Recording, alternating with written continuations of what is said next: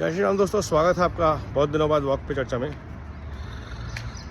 Trump ने कल ये माना कि ईरान ने अच्छी फाइट दी है।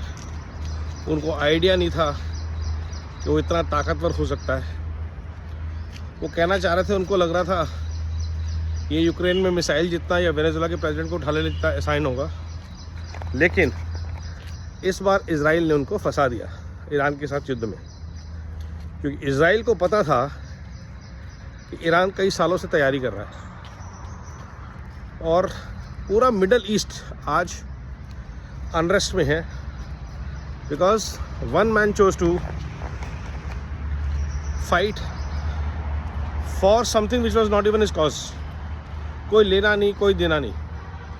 वहाँ की महिलाओं को आज़ाद कराना है, रजीम चेंज करनी है। आप फूफा लगते हो, आपको किसी ने कहा?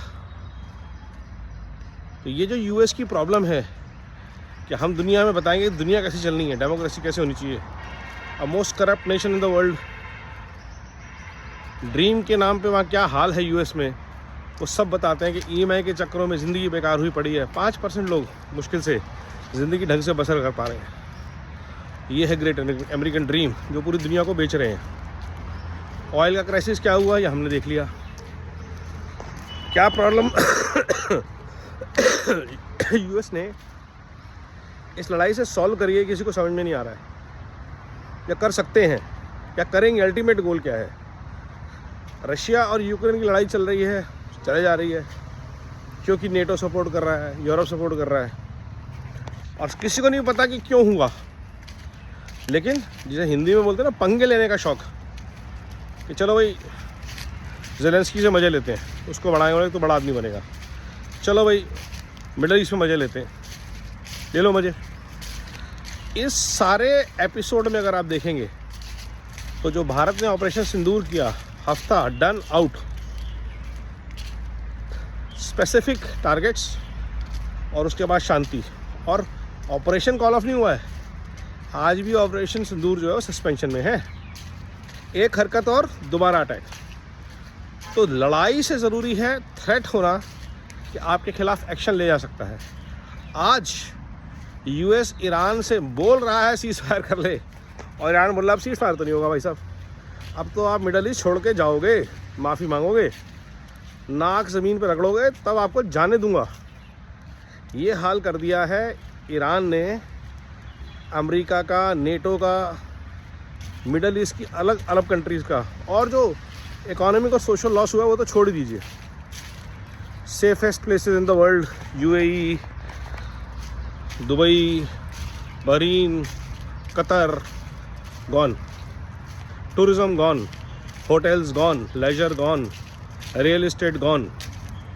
और ऐसा नहीं है कि आज वार ख़त्म हो जाएगी तो सब लोग दौड़ के जाएंगे वहाँ पे, कुछ नहीं होने वाला। बिकॉज पूरी की पूरी गेम ही आर्टिफिशियल ऑरा पे खड़ी थी कि सेफ़ है, यहाँ पे पैसा है। अब क्या होगा? यूएस ने तो अपना गेम खेल दिया, यूएस चला जाएगा, 3-4 दिन बाद वो क्यूबा पे अटैक कर देगा, and they will go. So the countries need to understand there are no free lunches. आप जब यूएस को अपना बेस देते हैं बनाने के लिए, तो आपका इस तरह से रिटर्न आता है। सालों की बनाई हुई सारी एम्पायर, रेपुटेशन सब खत्म, just because you sided with US. Now this is a very important lesson for other countries to learn from India. We have been advocating peace between Russia and Ukraine. We have been advocating peace between Iran, Israel and America and the Middle East. And that's why we have been talking to everyone. Bharat सबसे बात कर रहा है और सबसे बोल रहा है कि this is not the time of war, this is a time of peace. लेकिन समझ में आए तब की बात है। और भारत में कुछ लोग चाहते हैं कि आप ईरान की तरफ से बोलो, आप जैसे ईरान दूध का धुला है, या इजराइल की तरफ से बोलो जैसे इजराइल दूध का धुला है। हमाम में सारे नंगे हैं, तो हम किसी की साइड नहीं ले सकते। हमें सिर्फ अपना हित साधना है, जो भारत बहुत खूबसूरती से साध रहा है।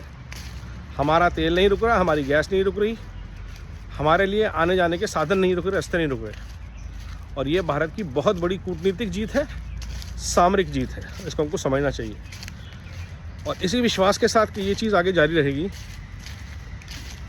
मेरा आप सबसे अनुरोध जब भी ऐसे क्राइसिस हो तो उसमें ये गौर कीजिए कि भारत ऐसे क्राइसिस में से कैसे निकला, चाहे वो कोविड हो, चाहे वो इकोनॉमिक रिसेशन हो, रशिया यूक्रेन वॉर हो, अब मिडल ईस्ट क्राइसिस है। देखिए और समझिए कि देश में अगर नेतृत्व अच्छा हो तो क्या क्या संभावनाएं होती हैं। नमो भारत, वंदे मातरम, जय हिंद।